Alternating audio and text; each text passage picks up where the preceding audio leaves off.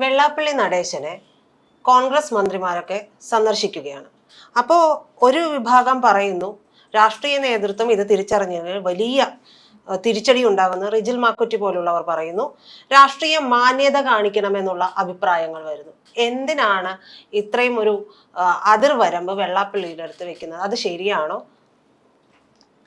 വെള്ളാപ്പള്ളിയുടെ അടുത്ത് അങ്ങനെ ഒരു അതിർവരമ്പ് വെക്കാൻ പറയാൻ കോൺഗ്രസിനൊരു ന്യായമുണ്ട്. പക്ഷെ അതിലൊരു വലിയ പ്രശ്നവും കൂടിയുണ്ട്. അതെന്താണെന്ന് ഞാൻ വിശദമാക്കാം.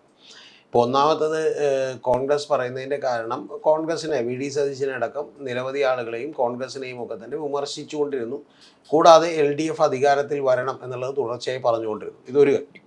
ഈ രണ്ടാമത്തെ ഏറ്റവും പ്രധാനപ്പെട്ട കാര്യം, മുസ്ലിം ലീഗിനെ അടക്കം അല്ലെങ്കിൽ നിലമ്പൂരിൽ വന്ന് അദ്ദേഹം നടത്തിയിട്ടുള്ള വിവാദപരമായ പരാമർശങ്ങളടക്കം നിരവധി പരാമർശങ്ങൾ നടത്തിയിട്ടുള്ള ഒരാളെ നിങ്ങൾ എന്തിനാണ് ഈ പോയി കാണുന്നത് എന്നുള്ളതാണ് ഇവർ ഉന്നയിക്കുന്ന ഏറ്റവും പ്രധാനപ്പെട്ട ചോദ്യം.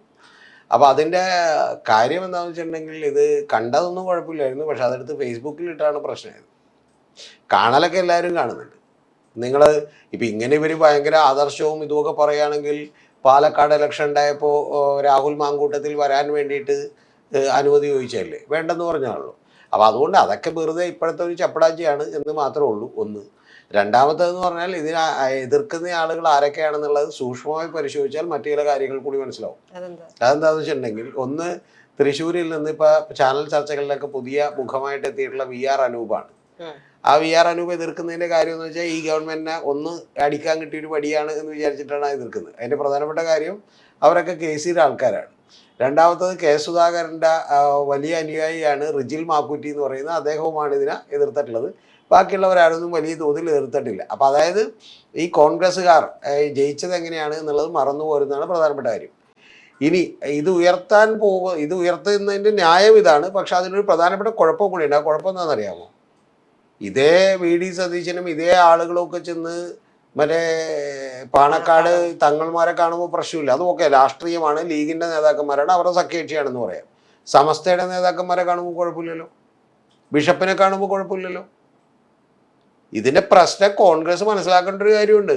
ഇങ്ങനെ ഇവരെയൊക്കെ കാണുമ്പോൾ കുഴപ്പമില്ല. പകരം ശരിയാണ്, വെള്ളാപ്പള്ളിയുടെ പ്രസ്താവനകൾ നടത്തിയ ഒരാളാണെന്നൊക്കെ ഇവർക്ക് ചൂണ്ടിക്കാണിക്കാം. പക്ഷെ അതൊന്നും ജനത്തിനെ പരിപൂർണമായിട്ടും പറഞ്ഞ് മനസ്സിലാക്കാൻ കുറച്ച് പണിയായിരിക്കും. പകരം അവരൊക്കെ ചോദിക്കാൻ പോകുന്ന ഒരു പ്രധാനപ്പെട്ട ചോദ്യം എന്ന് പറഞ്ഞാൽ, നിങ്ങളെന്തിനാ വെള്ളാപ്പള്ളിനെ കാണുമ്പോൾ മാത്രം ഇത്ര കുഴപ്പമൊന്നും കേൾക്കണം? ഇനി ഇതിൻ്റെ ബിന്ദുകൃഷയാണ് പോയി കണ്ടത്. ബിന്ദുകൃഷ കണ്ടതും കുഴപ്പമില്ലായിരുന്നു. ഇപ്പോൾ ഒരാളെ കണ്ടു സംസാരിച്ച് പോകുന്നു എന്ന് പറഞ്ഞാൽ കുഴപ്പമില്ല. പക്ഷേ ബിന്ദുകൃഷ്ണയെ പുള്ളി തലയിൽ കൈവച്ച് ആശീർവദിക്കുന്നതാണ്, അനുഗ്രഹിക്കുന്നതാണ്. അപ്പോൾ അത് കണ്ടപ്പോൾ ഇവർക്ക് ഇഷ്ടപ്പെട്ടില്ല. പക്ഷേ ഇവർക്ക് ഇഷ്ടപ്പെട്ടാലും ഇല്ലെങ്കിലും ബിന്ദുകൃഷ്ണക്ക് ഒരു കാര്യം കൂടി അറിയാം. ബിന്ദുകൃഷ്ണ മന്ത്രിയാകാനുള്ളൊരു കാരണം ഒരു ഈഴവ സമുദായത്തിൽ നിന്നുള്ളൊരു മന്ത്രിയാണ് എന്നുള്ളത് കൊണ്ടാണ് ഒന്ന്. രണ്ടാമത്തത്, തുറന്ന് ഇപ്പം താങ്കളോട് പറഞ്ഞാൽ, കൊല്ലത്തൊക്കെ മത്സരിക്കുന്ന പലരും ഇദ്ദേഹത്തെ നിരന്തരമായി വന്ന് കാണാറുണ്ട്. കാരണം എന്താ വെച്ചാൽ, കൊല്ലത്തെ SNDP കുറച്ചുകൂടി സ്ട്രോങ് ആണ്. അപ്പോൾ SNDPയുടെ വോട്ടുകൾ നിർണായകമാണെന്നുള്ളതുകൊണ്ടാണ്. അതല്ലാതെ പിന്നെ തെരഞ്ഞെടുപ്പിന് മുമ്പ് പോയി കാണിയില്ല. അതെന്താ കുഴപ്പമെന്ന് അറിയാമോ? അവിടെ ന്യൂനപക്ഷ വോട്ടുകളുണ്ട്, അത് മുഴുവൻ വേണം, പ്ലസ് ഈ വോട്ടും കൂടി കിട്ടണം. അങ്ങനെയാണ് ബിന്ദു 16,000 വോട്ടിന് ജയിച്ചിട്ടുള്ളത്. അപ്പോൾ അതുകൊണ്ട് വെള്ളാപ്പള്ളി നടേശനെ കണ്ടത് മാത്രം, സത്യത്തിൽ ഇത് ബാക്കിയുള്ളവർ വിവാദമാക്കിയ കുഴപ്പമില്ല, പക്ഷെ കോൺഗ്രസിനകത്തുള്ള ഒരു വിവാദമാക്കരുത്. വിവാദമാക്കിയാൽ വരാൻ പോകുന്ന കാര്യം എന്ന് വെച്ചാൽ, എന്തിനാണ് വെള്ളാപ്പള്ളി നടേശനോടും എന്തിനാണ് സുകുമാരൻ നായരോടും ഒക്കെ മാത്രം ഈ നിലപാട്? നിങ്ങൾക്ക് ക്രിസ്ത്യൻ സമുദായത്തിനോടോ അല്ലെങ്കിൽ മുസ്ലിം സമുദായത്തിനോടോ അതിലെ സമസ്തയിലെ നേതാക്കളോടോ അല്ലെങ്കിൽ ബിഷപ്പുമാരോടോ ഒന്നും ഈ നിലപാടില്ലല്ലോ എന്ന് പറയുന്ന ചോദ്യമാണ് യഥാർത്ഥത്തിൽ ഇപ്പോൾ BJP അടക്കമുള്ള ആളുകൾ ഇപ്പം ചോദിക്കാൻ പോകുന്നത്. അതുകൊണ്ട് സ്വന്തം അടിവേരിളക്കുന്ന പണിയാണ് ഈ ചെയ്യാൻ പോകുന്നത്. അല്ലെങ്കിൽ തന്നെ ഇഴവ് വോട്ട് ബാങ്കുകളിൽ നിന്ന് വളരെ കുറവേ ഇപ്പോൾ കോൺഗ്രസിന് കിട്ടുകയുള്ളൂ.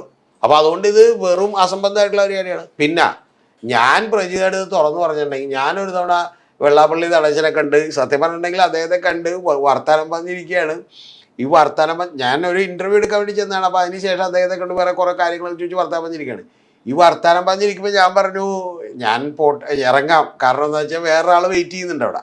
കേരളത്തിൻ്റെ MLA ആണ്, UDFൻ്റെ ഒരു MLA ആണ്, അദ്ദേഹം വെയിറ്റ് ചെയ്യുന്നുണ്ട് അവിടെ. അപ്പോൾ ഞാൻ പറയാൻ ഇറങ്ങാമെന്ന് പറഞ്ഞപ്പോൾ പുള്ളി എൻ്റെ അടുത്ത് പറഞ്ഞു അത് കുഴപ്പമില്ല എന്ന് പറഞ്ഞിട്ട് എന്ത് ചെയ്ത് പിന്നെയും ഒരു 15-20 മിനിറ്റ് കൂടി ഞങ്ങളിരുന്ന് വർത്താനം പറഞ്ഞു. ആ സമയത്തൊക്കെ തന്നെ ഈ വെള്ളാപ്പള്ളി നടേശൻ്റെ ഒരു ഫോട്ടോയും വരച്ചുകൊണ്ടൊന്ന് പുറത്ത് വെയിറ്റ് ചെയ്യാണ് അദ്ദേഹത്തിനെ കാണാൻ വേണ്ടി.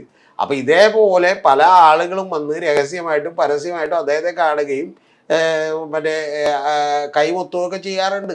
സത്യമായിട്ടുള്ള കാര്യമാണ്.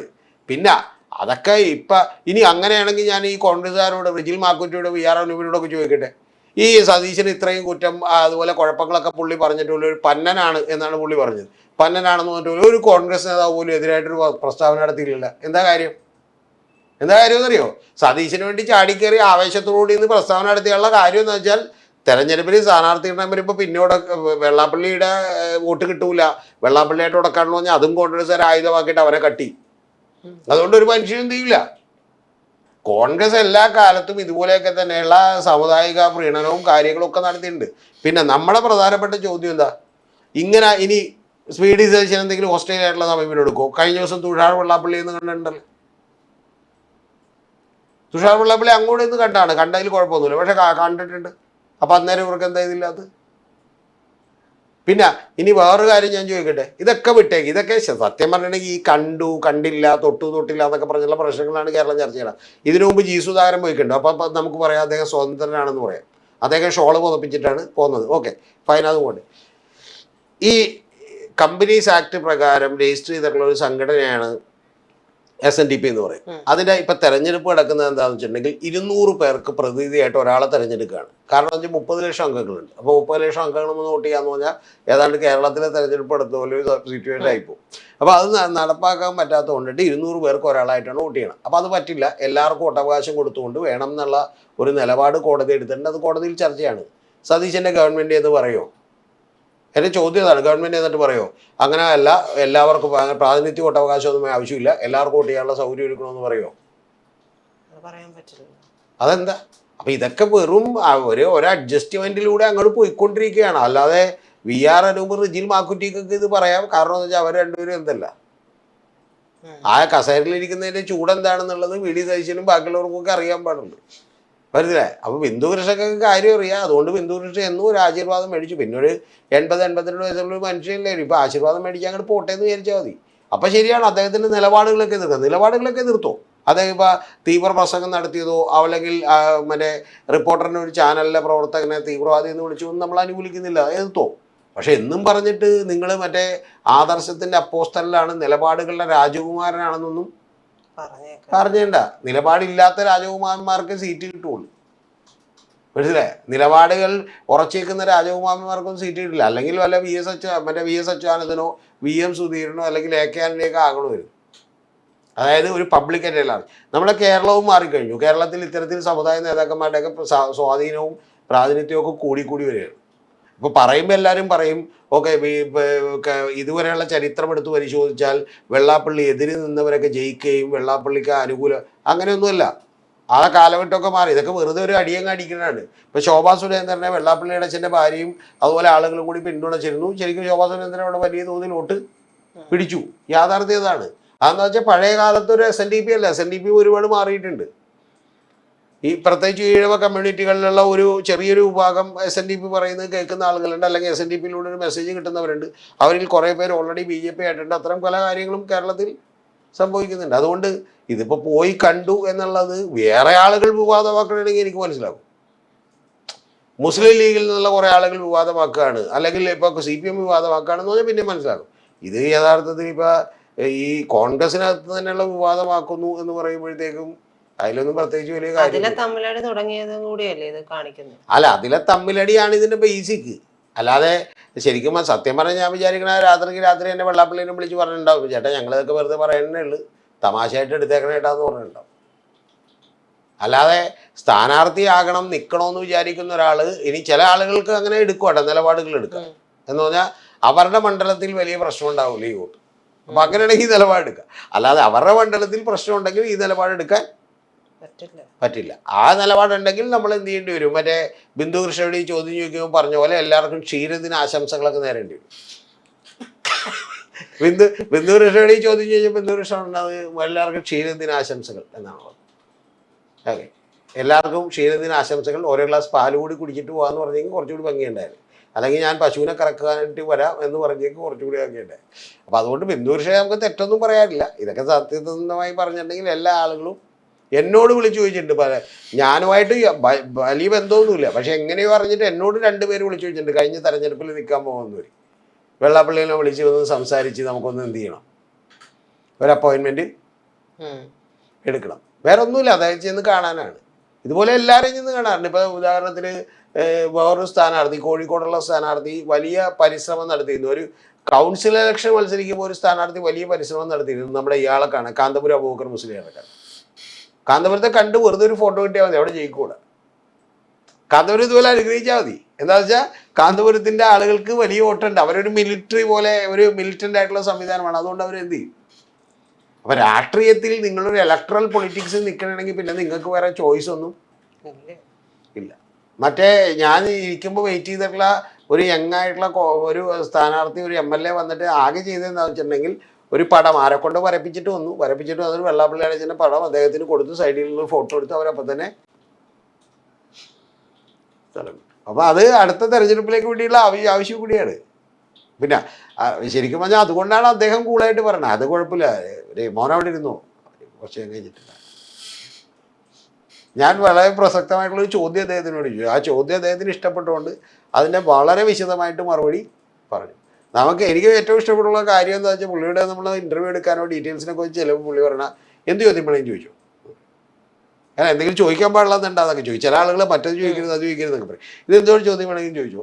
പക്ഷെ ഒറ്റ കാര്യമുള്ളൂ, അറിയാൻ പാടില്ലെങ്കിൽ അറിയാൻ പാടില്ലെന്ന് പറയും. അറിയാവുന്നതാണെങ്കിൽ ഞാൻ എന്ത് ചെയ്യും? അപ്പോൾ അങ്ങനെ മറുപടി പറയും. അപ്പോൾ അതുകൊണ്ട് അത്ര ഉള്ള കാര്യം, അല്ലാതെ ഇതിനകത്ത് വേറെ കഥയും കവിതയൊന്നുമില്ല. പിന്നെ ഒരു സംഘപരിവാർ രാഷ്ട്രീയത്തെ അവർ അനുകൂലിക്കുന്നുണ്ട്. BDJS ഉണ്ടാക്കിയത് ആ പ്രൊജക്റ്റിൻ്റെ ഭാഗമായിട്ടാണ്.